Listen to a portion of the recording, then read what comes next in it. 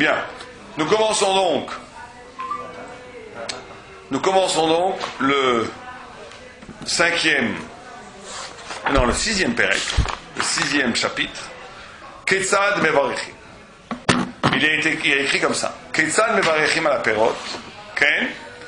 Azmena animile. Il y a écrit un pasuk dans Vaikra. Kodesh Ilulim la Hashem. Melamed, ça nous apprend. Chez Toanim Bracha Lifne Velacharem. Que quand tu consommes un aliment, tu es obligé de bénir avant de manger et de bénir après avoir mangé. Mikan Amar Rabbi Akiva, de là dit Rabbi Akiva, Asur le Adam Sheitom Klum Kodem Sheivarech. C'est interdit à l'homme de consommer quoi que ce soit avant de faire une bracha. Là, on continue un peu la Gemara. La Gemara dit, Tanu Rabbanon. Tanu Rabbanon. Asur le Adam Sheyehane Mina Olam Hazeh Bli Bracha. Il est interdit à un homme de jouir de ce monde-ci sans bénédiction. Vechol Nehene Mina Olam Hazeh Bli Bracha. Et tout celui qui jouit de ce monde sans bénédiction, elle a une étrange Gemara. La Gemara nous dit, Matakante, quelle est la réparation? Comment est-ce qu'il peut réparer ça? Il est Etzel Talmid Chacham. Il doit aller voir un sage. C'était ce mot-là, Meal. Meal. Belo Bracha, Meal. Là, j'ai un mot. Oui, excuse-moi.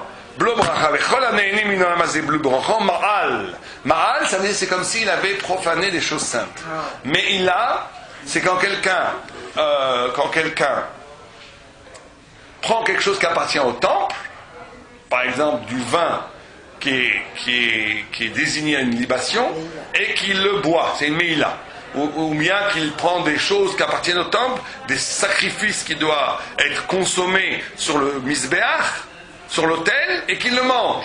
Là, il fait ce qu'on appelle une meïla. C'est en même temps un vol, comme s'il volait le temple sacré de Jérusalem, comme s'il volait Dieu, Kebiechol, et c'est en même temps une très grosse avéra qui demande un korban hacham, remboursé avec un cinquième de plus, etc. De toute façon, la Gemara demande Matakante, celui qui a fait ça, qui a mangé sans bénédiction, qu'est-ce qu'il doit faire? Et la Gemara répond, il doit aller voir un Talmid Chacham. Il doit aller voir un sage. La Gemara demande Talmid Chacham Avile Isouré. Qu'est-ce qu'un Talmid Chacham peut l'aider? Il a déjà fait la Avera, il a déjà mangé sans bénédiction. Alors la Gemara continue et dit Ella, Amarava, il est Etzel Chacham, Ikaro, il melou brachot. Kede shelo liavo liade meila. Il doit aller chez un Talmid Chacham avant pour apprendre à faire les bénédictions pour ne pas arriver à l'aider Mila. Ça répare. Très étrange, ça ne répare pas. Alors qu'est-ce que la Gemara nous veut? C'est évident que si tu veux savoir quelque chose, il faut aller chez un Talmid Chacham. Ok, continuons. Amar Rabbi Yehuda Amar Shmuel. Kol hanehene min Olam Hazeh, tout celui qui jouit de ce Olam Hazeh, blo bracha, ke'elu nehene mikotche shamayim. C'est comme s'il jouissait des saintes choses du ciel. Chez Nehemar, comme il est dit, la Hashem haaretz umlo, la terre appartient à Dieu. La Gemara continue. Rabbi Levi Ramiktiv. Rabbi Levi amène une contradiction dans les psukim. Ktiv la Hashem haaretz umloa. Il y a écrit que la terre appartient à Dieu. Vektiv hashamayim shamayim la'aretz natan lebnei adam. Alors que autrement il est écrit que les cieux appartiennent à Dieu, mais que la terre est donnée aux hommes. Donc il y a une contradiction dans les versets. D'un côté, on dit que la terre est remplie de la présence de Dieu, ce qui nous interdirait, en vérité, de toucher, de consommer quoi que ce soit. Et d'un autre côté, il est écrit que la terre a été donnée aux hommes, ce qui nous permet de consommer. Contradiction dans les psukim. La Gemara dit Lo kashya, kan kodem abrocho, kan lacher abrocho. L'un, c'est avant la bracha, l'autre, c'est après la bracha. Avant la bracha, tout appartient à Dieu. Après la bracha, tout appartient à l'homme. Alors, on va essayer de comprendre. D'abord, ce qui est intéressant ici, c'est qu'on est exactement le contraire de... C'est exactement le contraire de ce que l'on voit dans les autres formes de spiritualité. La bénédiction ici ne serait pas de rajouter de la sainteté, de sanctifier le produit consommé. La bénédiction serait au contraire d'enlever cette sainteté. Tout à fait curieux. L'objet, avant d'être consommé, est sacré, est saint. Pour avoir toute la fonction de la bénédiction, c'est d'arracher à l'objet la sainteté pour pouvoir le consommer. Donc la fonction de la bénédiction serait plutôt une profanation, au sens étymologique, de rendre profane quelque chose qui en essence serait sacré. Alors qu'on voit dans toutes les pratiques spirituelles, chez les chrétiens ou dans les sociétés primitives, que la bénédiction a toujours comme fonction, au contraire, de diviniser, de sanctifier l'objet ou le mets consommé. Et ici, on a quelque chose... Pas du tout. Non, elle n'existe pas comme les gens croient. Pas du tout. Les Magdish. Ok, Magdish c'est autre chose. Magdish justement c'est ça. Mais la Magdish, tu n'as pas le droit de consommer. Donc tout ce que tu consommes, c'est en vérité un exercice de désanctification. Tu désanctifies la chose. Tu profanises. Tu rends profane quelque chose qui en essence est sacré. On va essayer de comprendre ce texte tout à fait curieux. Donc on nous dit d'abord, en vérité, on arrive à une chose, c'est ça que le texte dit. Le texte nous dit que, en essence, le monde est sacré. Qu'en essence, chaque chose retentit du message de Dieu. Et donc, en vérité, chaque chose vivante, chaque mets consommable, en essence, devrait ne pas être consommable. Puisque la consommation d'un mets est une réduction de l'objet à son propre besoin physique qui contredit la révélation propre à chaque objet. Et donc ici on a une idée tout à fait nouvelle, que l'homme, normalement, se devrait de mourir de faim. L'homme devrait mourir de faim. L'homme n'a pas le droit de consommer, parce que contraire à l'animal qui ne voit pas la sainteté, il n'y a pas de problème, il peut consommer. Mais un homme qui est susceptible de voir dans chaque objet, qui est susceptible de voir dans chaque fruit un message, une des lettres de la création, un des échos de la création, chaque chose devrait être interdite à la consommation. La solution pour ça, c'est quoi? La bracha. La bracha désamorce la sainteté qu'a dans l'objet et permet que l'objet soit consommable. Alors on va essayer de comprendre. On voit au même niveau de sainteté qu'auparavant. Oh. Qu'est-ce que dit le texte? C'est un texte tout à fait obscur. Alors on nous dit la chose suivante. On nous dit que si tu as mangé ça, va voir un Talmid Chacham. Quelle était la Vamina? C'est qu'en vérité, on te dit qu'est-ce que la Gemara veut nous dire par là? Alors la Gemara veut nous dire la chose suivante. Elle veut nous dire que l'homme, fondamentalement, est composé de deux choses qui fondamentalement ne vont pas ensemble. Il est composé d'un corps, c'est très banal de dire ça, et d'une âme. Très banal, mais on va essayer d'expliquer à la lumière de ce texte. Or, ces deux choses ne vont pas ensemble. Parce que le corps, comme dit le Maharal de Prague, est en essence de la matière, et la matière, comme nous dit le Maharal de Prague, est en essence du néant. Est en essence constituée de néant, d'absence. De éder, comme on dit en hébreu, d'absence. Et le souffle divin qui anime l'homme est composé de la plénitude divine. Ces deux choses en essence ne pourraient jamais s'accorder. L'homme est un paradoxe fondamental. C'est qu'il est constitué fondamentalement de deux dimensions qui normalement ne devraient avoir rien à voir l'une avec l'autre. C'est pour ça d'ailleurs que le monde matériel est un monde qui s'entre-dévore tout le temps. Les animaux s'entre-dévorent. Le monde est fait de combinaisons, même au niveau chimique, où des choses dévorent d'autres choses. Parce que c'est le monde de l'absence. C'est le monde de la non-révélation. C'est pour ça que d'un autre côté, les anges, ou les êtres absolument célestes, ne consomment rien. N'ont pas besoin de consommer, ils existent dans la vérité ontologique des choses, dans la vérité absolue des choses. Or, l'homme est confronté à une double dimension. Il est confronté à une dimension où il est en même temps obligé de consommer pour survivre, et en même temps, il a un statut divin plus que les anges, où il voit les choses, chaque chose est une parole de Dieu vivante. Et donc il y aurait une interdiction de consommer quoi que ce soit. Et comme on l'a dit au début du cours, l'homme se devrait de mourir de faim. La solution à ça, c'est d'aller voir le Chacham. Ça veut dire quoi d'avoir le Chacham? La Chochma, justement, le Koachma, le Chochma, l'intelligence judaïque, c'est justement la capacité, la notion de Chochma dans la Torah, c'est La Chokhma a la même gamatria que Chaim. Chacham, ça a la même gamatria que Chaim. Chacham, ça a exactement la même gamatria que Chaim. Calcul Chaim. Chaim, 8 et 20, et même, et 40, 68. Nous, Chacham. Chacham, 8 et 20, et même 68. Chacham et Chaim, c'est la même chose. La vie et l'intelligence, c'est la même chose. Or, la vie, dans la Torah, c'est toujours un lien. C'est toujours la possibilité de faire du lien. La vie vient toujours de lien. C'est bien le lien. Deux personnes s'unissent, créent un enfant. Tu vois très bien que la vie est toujours conjuguée à partir d'une rencontre, d'un lien, de deux éléments qui créent la vie. L'intelligence, la capacité de produire du sens, c'est toujours la capacité de faire le lien entre deux choses qui, à première vue, n'auraient peut-être aucun rapport et qui vont susciter à partir de ce lien une idée. C'est ça la capacité de créer du sens. La capacité de créer du sens, c'est la capacité de créer du lien, de lier les choses entre elles, et ce lien va générer du sens nouveau. C'est la vie. C'est la vie. Alors on te dit, tu ne peux pas manger, tu ne peux pas consommer. Parce que chaque chose est sacrée, parce que chaque chose est créée par Dieu, et chaque chose comme elle est créée par Dieu, d'ailleurs c'est le Yetzer Hara des végétariens.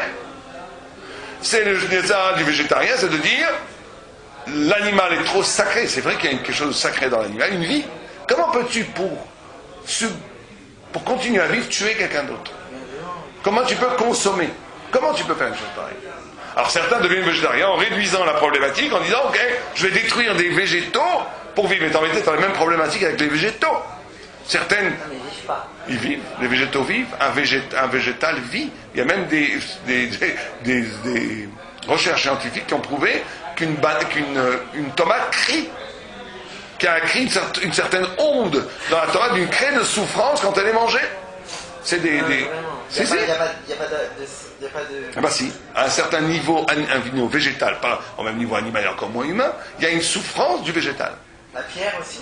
La pierre n'est pas comestible, elle n'est pas vivante. On parle du vivant. C'est lié à la commission. Tu ne consommes que des choses vivantes. On ne mange que des choses vivantes, on ne mange pas des choses mortes. Donc, à partir de là, on te dit que il est impossible de manger parce que manger, c'est quelque part tuer. Qu'est-ce que tu tues? Tu ne tues jamais justement une pierre. Une pierre n'a pas de... Elle dit aussi quelque chose, mais elle n'a pas de vie. Donc il n'y a pas de problème de construire une maison avec des pierres. Il n'y a pas besoin de bracha pour casser une pierre en deux pour construire une maison. Par contre, il y a besoin d'une bracha pour consommer. La bracha désamorce le sacrilège qui s'opère dans toute consommation. Comment et en quoi? La chose est simple. On nous dit, va voir le chacham. Fais la bracha. Qu'est-ce que dit la bracha? La bracha, elle dit que tout a été créé par Dieu. Et donc, quand je mange quelque chose, je ne consomme pas quelque chose en annulant le reflet divin, le message divin qui est devant moi, mais au contraire, je l'intègre ou je l'élève à un niveau divin supérieur. C'est ça la bracha, c'est ça qui permet de manger. C'est ça qui désacralise, parce qu'en faisant une bracha, tu fais passer la gdusha, la sainteté qu'il y a dans l'aliment, tu le fais passer à toi. C'est pour ça qu'un tzaddik, quand il mange, il a un rapport presque de convivialité avec le repas. Il a presque un rapport avec ce qu'il absorbe, qui n'est pas juste quelque chose pour satisfaire ses besoins vitaux, mais c'est une expérience spirituelle où la chose qui est consommée doit éveiller en moi une lumière. On a cette expérience beaucoup dans Shabbat, dans les Seudat Mitzvah, où il s'agit en vérité fondamentalement de lire, de dire par l'acte de consommer ce que cette chose me dit. Et que ce que cette chose me dit, l'intégrer dans l'économie générale de ma propre vie. C'est ça faire une bracha. Quand tu prends un fruit, tu dis Baruch Ata Hashem, tu évoques Dieu. Elokeinu Melech Haolam, maître du monde. Okay? Boré Peri Haetz, qui crée le fruit de la terre. Ta formule, quand tu as dit ça, c'est comme si tu as maintenant dit la sainteté qu'il y a dans ce fruit, tu l'as dit. Tu l'as dite. Et comme tu l'as dite, elle est devenue abstraite. Non, maintenant l'objet est devenu, il a joué son rôle. Donc maintenant il est devenu profane, tu peux le consommer. Mais si tu ne le dis pas, si tu le consommes de façon directe, tu annules la parole qui est propre à chaque mets, et donc tu commets une profanation au sens négatif du terme. Ça veut dire tu manges du sacré. tu nies, tu réduis l'objet à sa pure dimension physique, de néant. Comme on a dit, le physique, le matériel étant lié au néant. La seule façon de permettre de consommer un mets, c'est justement de montrer que l'objet n'est pas du néant. Il suscite une parole. Le mets suscite une bénédiction, suscite une louange à Dieu. Dès qu'il suscite la louange à Dieu, il a fait son tafkid, il a fait ce pourquoi il a été créé, l'objet en lui-même, maintenant redevient de la matière, tu peux le consommer. C'est pour ça que la Gemara a un aller-retour. Elle dit, va voir. Une question, ils me demandé si c'est kosher. Tu peux analyser ça. C'est pour ça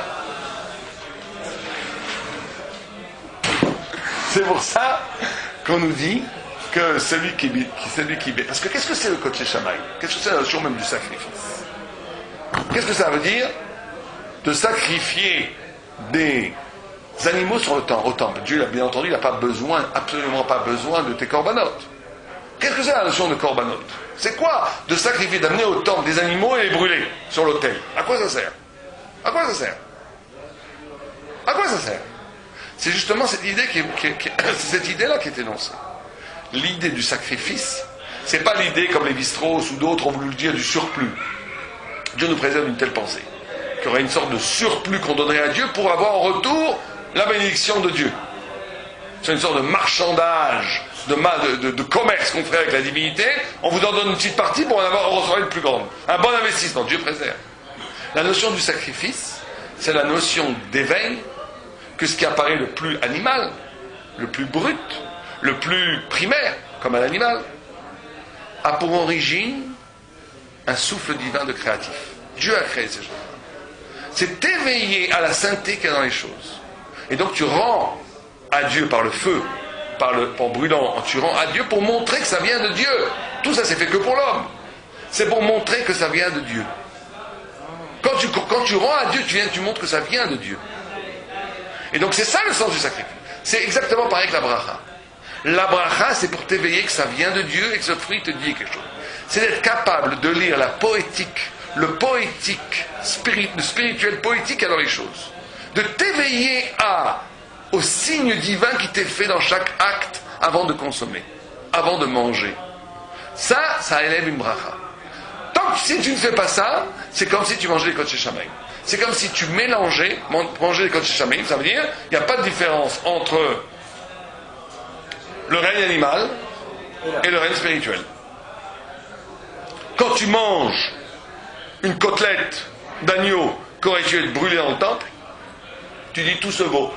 La matière, c'est de la matière. Donc tu réduis tout à son pur masque de matière. Si tu réduis tout à son pur masque de matière, tu profanes. La bonne profanation, c'est de dire je vais rendre cette chose-là profane, donc consommable, parce que je vais moi assumer par le fait que je vais dire une bénédiction, le fait que cette chose-là me dit quelque chose, elle dit la présence divine. C'est pour ça qu'on te dit va voir le chacham. Parce qu'on te dit va voir le chacham, parce que la seule personne qui est capable de faire ça, c'est celui qui est capable de faire le lien. Or la chokhma, c'est le lien. Or, toute l'essence de l'humanité, c'est d'être capable de faire le lien entre deux choses qui à première vue n'ont aucun lien, c'est-à-dire le corps et le souffle divin. Et c'est la vie. C'est ça le paradoxe extraordinaire. C'est que c'est en même temps quelque chose de complètement paradoxal et c'est en même temps le secret de la vie. Donner de la vie, c'est toujours la rencontre de deux choses qui à première vue ne pouvaient pas s'accorder. L'homme et la femme. Ou l'homme et la femme, mais on va pas aller aussi loin, le fait même qu'un acte sexuel puisse créer une âme, une neshama, c'est de l'ordre du miracle. C'est de l'ordre du lien. C'est de l'ordre justement de l'intelligence du lien. Or, il faut vivre comme ça. Plus le Chacham est grand, plus il fait les liens entre les choses et plus ce lien est producteur. Il produit du concept. Il produit de la vie. On peut passer sa vie à nier les liens.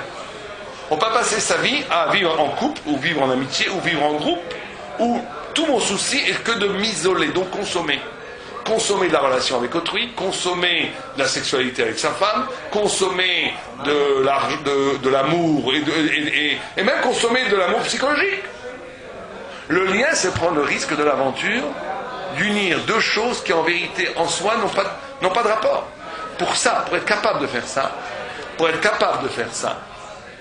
capable de faire du lien, il faut l'intelligence judaïque. Il faut aller voir le Talmid Chacham. On te dit, va voir le Talmid Chacham. Va voir le Talmid Chacham qui, lui, va être capable de te montrer le lien des choses, l'intelligence du lien. C'est ça qui va permettre, dans l'intelligence du lien, de créer de la vie. Et la vie, quand c'est de la vie, c'est plus une profanation. Tu peux manger. Mais si tu ne fais que manger quand tu manges, ça veut dire que tu ne fais plus le lien entre le rapport spirituel et le rapport matériel qu'il y a dans chaque chose. Et donc tu détruis. Et donc tu profites des Kodesh Shabbaim. D'où, et alors ce que nous dit le texte plus loin, c'est que cette contradiction, elle est ontologique. Le monde entier est habité par la présence de Dieu. Et d'un côté, ça c'est un pasouk, un verset. Et de l'autre côté, on te dit, mais la terre est donnée aux hommes. La terre est donnée aux hommes que si tu es capable de dire qu'elle vient du ciel. Pas de doute. Que si tu es capable de voir que chaque chose qui est ici est une parole divine. Quand tu fais ça, tu peux consommer. Tu peux, à ce moment-là, oui, consommer. Parce que ta consommation n'est pas réduite à un acte animal. L'acte animal lui-même devient le lieu d'une révélation poético-spirituelle qui te dit, voilà, Dieu t'a fait ci en te donnant cette pomme. Dieu t'a fait ci en te donnant cette pêche. Chaque chose qu'on te donne, c'est une bracha. C'est une bénédiction.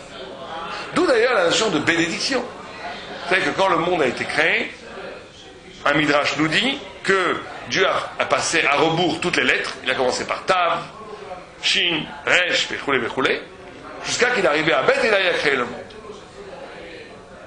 Et chaque fois, sur chaque lettre, il y avait un problème. Dans Tav, il y avait Tefel, dans Shin, il y avait Shed, dans Resh, il y avait Racha. On est arrivé à Bet, on a dit Bracha, on crée le monde Bracha. Et un des Rishon dit, mais dans Bet aussi, on peut faire des rachetez-votes de mots qui sont pas bons, comme Bitoul, okay? Des choses comme ça. Et le Maral de Prague attaque ce Rishon de façon très bonne, il dit que ce Rishon n'a rien compris. Pourquoi il dit? Parce que bien entendu, c'est pas de ça qu'il s'agit. Il s'agit que dans le Bet, c'est la création même du monde, c'est une bracha. Le Bet, c'est le début du ribouille, le début du pluriel. C'est-à-dire le début que dans une seule et même chose, tu peux avoir quelque chose qui va devenir plus.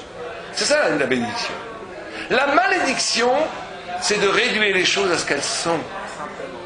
La malédiction, c'est de vivre dans l'évidence des choses. La bénédiction, c'est la capacité d'écouter en écho le dédoublement des choses. Comment les choses sont mévorars, comment les choses sont bénies. Être béni, c'est-à-dire être plus que ce qu'on est. Être plus que le carcan de la création. C'est ça la notion de bénédiction. C'est pour ça qu'il y a écrit El Abracha Shora et là, si tu vois toutes les choses, si tu analyses toutes les choses, si tu réduis toutes les choses à ce qu'elles sont, si tu réduis les objets à des molécules, eh bien tu enlèves toute bénédiction à l'objet. Il ne sera que ce qu'il est, et par ce fait même, tu as tué sa double dimension. La bracha, avant de consommer, c'est d'être conscient de la double dimension de l'être. L'être étant en même temps, Dieu est partout, et l'être est en même temps, Dieu s'est retiré pour te donner la vie. Et c'est ça la vie. Quand tu vis ces deux propositions en même temps, Dieu est partout, mais ce Dieu est partout a pour vocation à m'anéantir, puisque c'est pour ça qu'on appelle le monde sheker. Pourquoi on appelle le monde sheker? Le monde est un monde de mensonges. Pourquoi en hébreu olam a pour racine la halim? La halim, ça veut dire masquer. Le monde serait en essence un masque. C'est plus que ça. C'est plus qu'on ne voit pas Dieu. C'est que, en vérité, si tu voyais la vérité telle qu'elle est vraiment, il y aurait un bitoul. Il y aurait une annulation absolue. La possibilité de l'être, elle est redevable du mensonge. Il faut du mensonge pour que l'être puisse exister. Sans mensonge, si quelqu'un voyait la vérité absolue, il serait annulé. Il serait annulé. Puisque la vérité absolue, c'est la révélation de Dieu, et quand tu vois Dieu, en od milvado. Tu vois plus rien d'autre. Et donc il n'y aurait pas de vie possible. Donc pour que la vie soit possible, il faut un retrait. Pour que la vie soit possible, paradoxalement, il faut un mensonge. Il faut un retrait et il faut un mensonge. Alors tout le travail de l'homme, c'est que ce mensonge, ce masque, qui est la condition nécessaire pour que la vie ait lieu, ne devienne pas le centre de l'être. Il faut les deux. Il faut comprendre qu'en vérité, le monde est sacré. C'est-à-dire que le monde est intouchable. Que je devrais en vérité mourir de faim. Parce qu'en vérité, je devrais m'annuler devant la révélation qui se fait en chaque chose. Mais de l'autre côté, Dieu veut que tu vives. Donc il te dit, il y a un retrait de la divinité. Ce retrait de la divinité pour te laisser à vivre, c'est la bracha.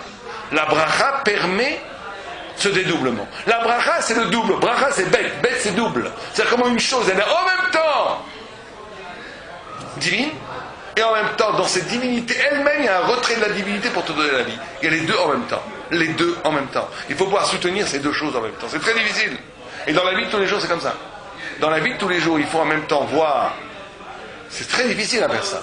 Il faut être capable de vivre une vie où le retrait de la divinité soit l'occasion de rejoindre la divinité. Les deux en même temps. C'est-à-dire qu'en même temps, je suis obligé de grandir, je suis obligé de comprendre, je suis obligé d'exister, mais cette existence qui est bâtie à partir d'un retrait de l'évidence divine n'a pour but que de rejoindre cette évidence. Et c'est les deux propositions qui sont vraies en même temps. Retrait et dvékout. Si vous dites que votre va aller mieux que l'homme qui va créer, en fait. D'un point de vue de la vérité, bien sûr.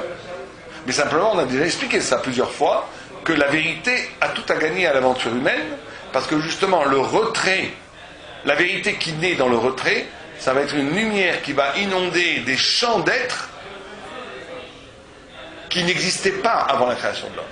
L'homme étant la possibilité d'amener de la lumière dans des étangs de l'être, qui n'existaient pas. Mais l'être ne devrait pas exister, l'Islam.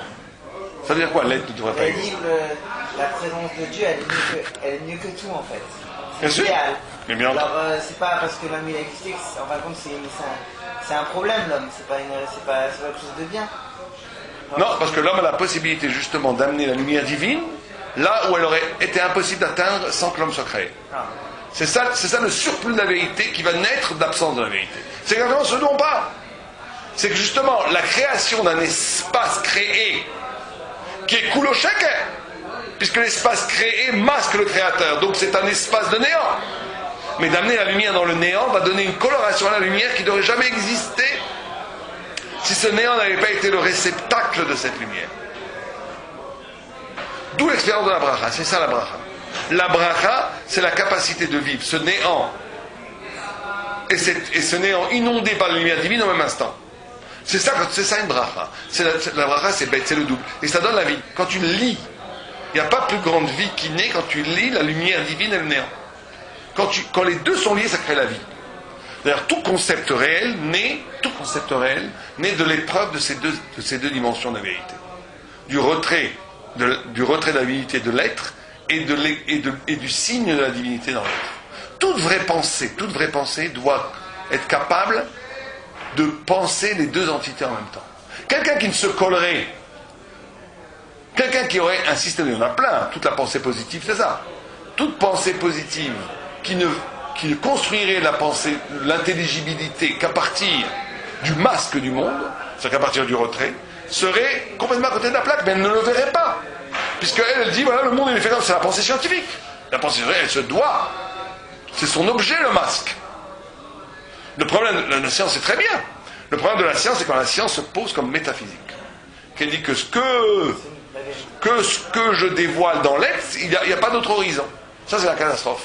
C'est-à-dire qu'on a élaboré, le masque est devenu le visage. C'est le néant. Exactement. C'est le néant structuré en pensée. Ouais. D'un autre côté, si quelqu'un nie le masque, si quelqu'un n'est que dans le signe, il peut pas manger. Il peut pas manger, donc il doit mourir.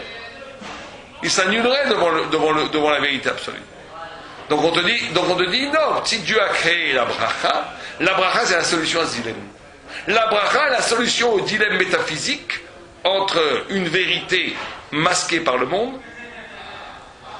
et une vérité retrouvée à travers le masque. Parce que la bracha, justement, c'est le deux, c'est la possibilité du dédoublement, c'est la possibilité du lien qui crée la vie et qui crée le concept. C'est ça qu'on nous dit de faire. C'est ça l'expérience qu'on doit avoir avant de manger. C'est ça que nous dit le texte. C'est cette expérience-là qu'on doit être capable de vivre avant de manger. Quand tu manges, tu es confronté, en vérité, de façon... L'acte de manger est un acte phénoménal.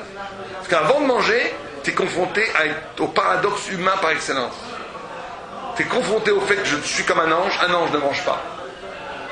Un ange ne mange pas parce que manger, c'est tuer. Donc je ne peux pas me réduire à l'animal.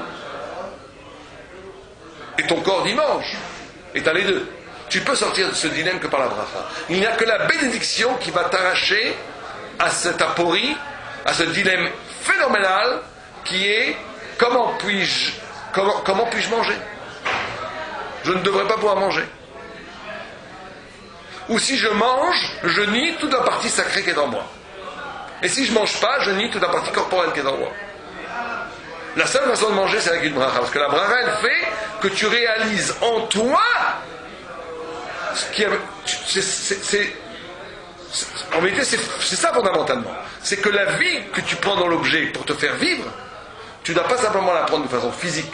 L'énergie qu'il y a dans le fruit qui va rentrer dans ton corps et te permettre de vivre, doit aussi se manifester que le dire spirituel qui s'émane du fruit doit être dit par toi. C'est ça qui permet de vivre dans ta double dimension. Bien, on arrête là. Comme tout.